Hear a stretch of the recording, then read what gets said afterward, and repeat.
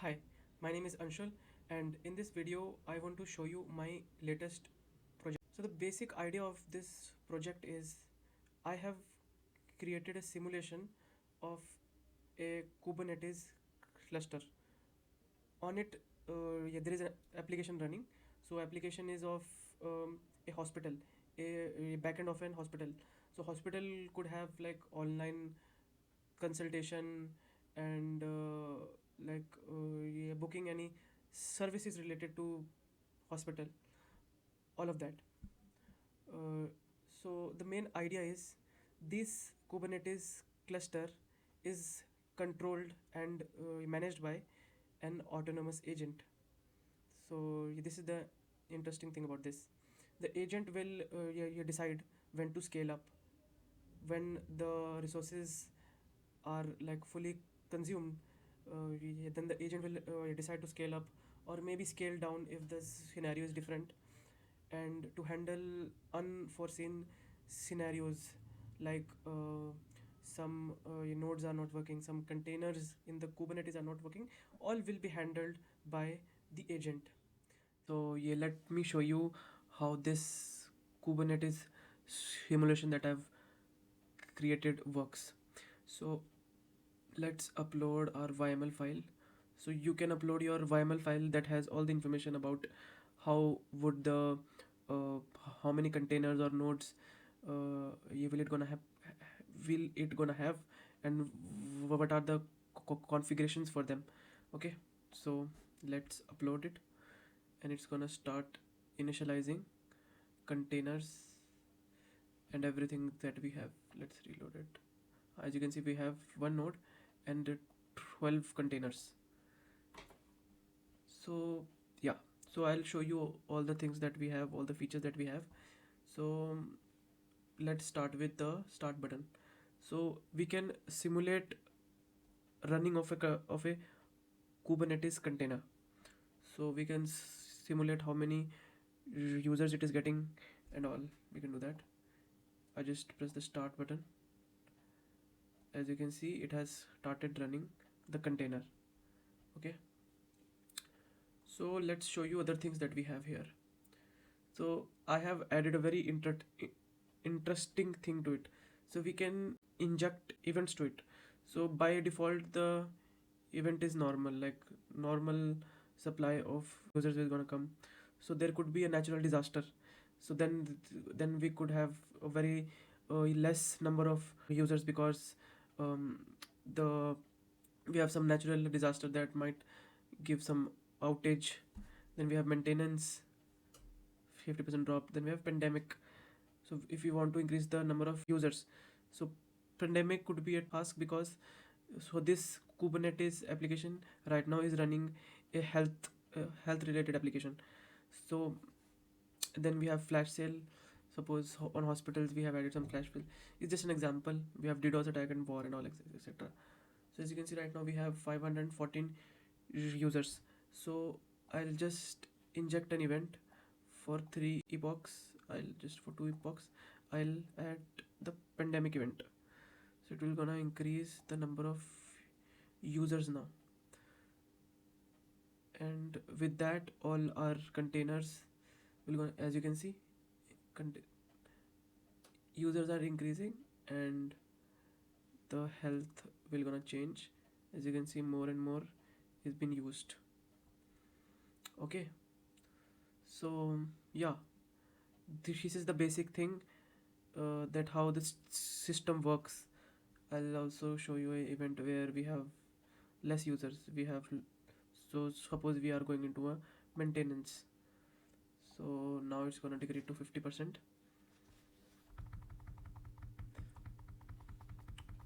As you can see, it is going down. So now the next thing I will gonna show you is how can we use this agent thing.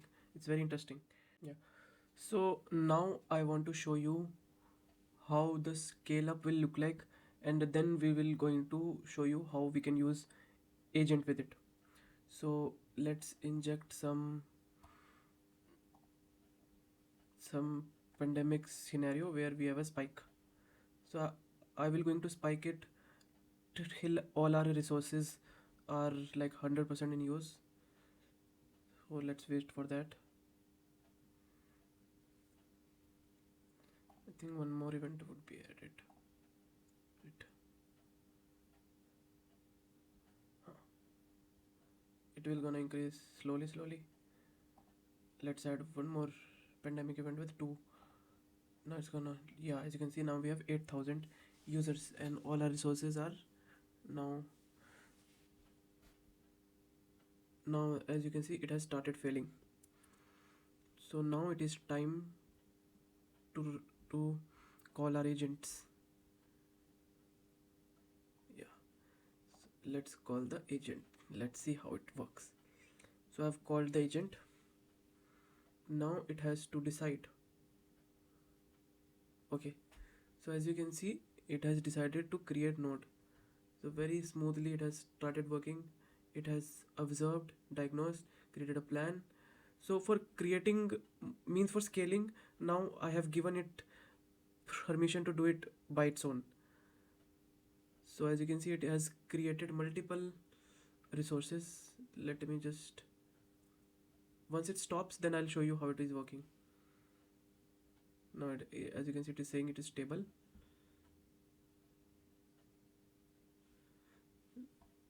It can do whatever means, so it's a very new thing for me also. It as you can see now it has now it is completed. So let me show you what it did. So in the starting we had 12 containers. So it had created a new node for me, and in that it has added two containers as you can see. So and because of that, let's reload. Because of that, let's start it again. Because of that we are in healthy stage. So as you can see agent did all this. It observed, it diagnosed, it created a plan, and it then executed it. So this was all. Next I'll show you a scenario where we have too many resources, but we do not have much users. So yeah, so now I want to show you a scenario where we need human in loop. So for the agent, so I want that agent asks the human to do some task. Okay, so the task will be, as you can see we have only 500, below 500 users, and all our resources are almost idle, means as you can see only 4% of the CPUs has been used. So now I'm gonna call the agent and let's see what the agent do. That it's gonna take a minute. Let's see it work. As you can see, so let me explain what just happened. So start, observe, diagnose, plan, and this ask human. So the agent thought about it. As you can see, you can also see the logs here. Agent log. Agent scanned the cluster, found 2 nodes and 13 containers. Okay. Then cluster health check complete. Severity is healthy with 0 issue detected. Now agent has asked me to, the autonomous agent reports that all containers across the cluster are currently running idle. So it is asking me to scale down, scale in idle replicas. Scale in means scale down, sorry, I have to change that. Then we will approve it.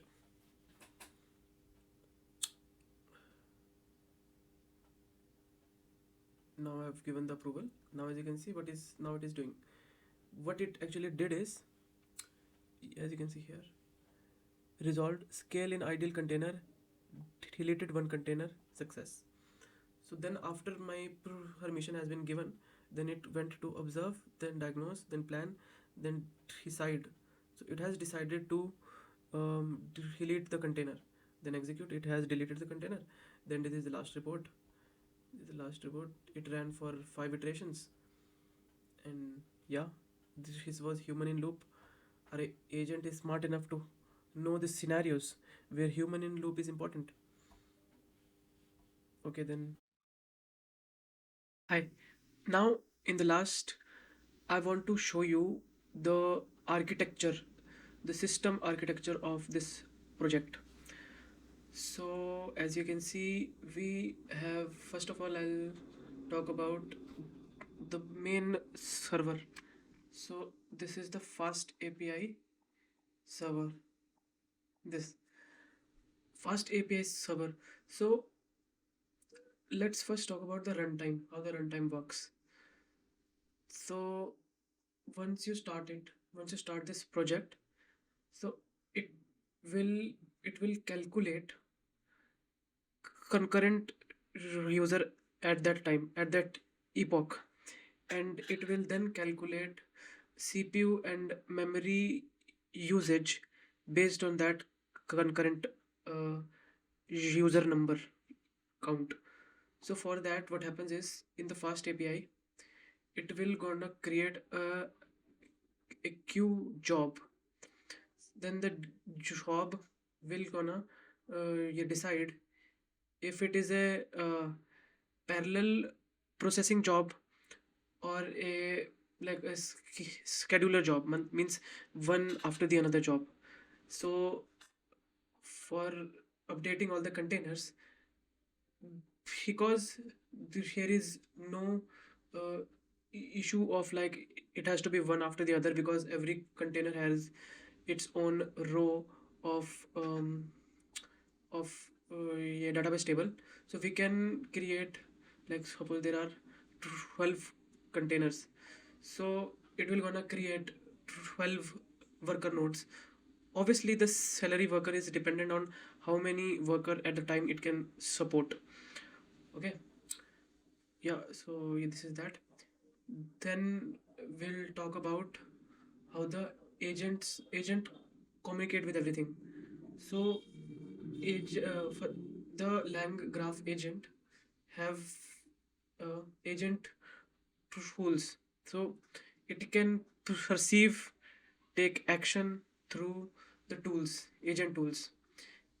And agent tools means one of the agent or a lot of the agent tools have access to Postgres server, and this Redis server also. Redis server is for creating a worker job. If the agent want to create some worker job, it can use a tool that has the access to the Redis server.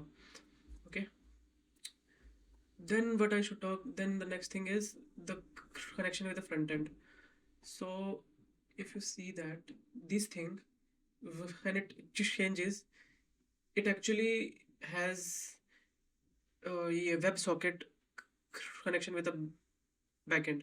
So when the LangGraph agent works, it sends the what do you call it, the WebSocket message here, and it is then displayed. So this is the overall design of the application. Yeah, this Redis salary queue system really makes it scalable. So it means that it can handle a lot of containers at a time, because here is a concept of parallelism has been used in it.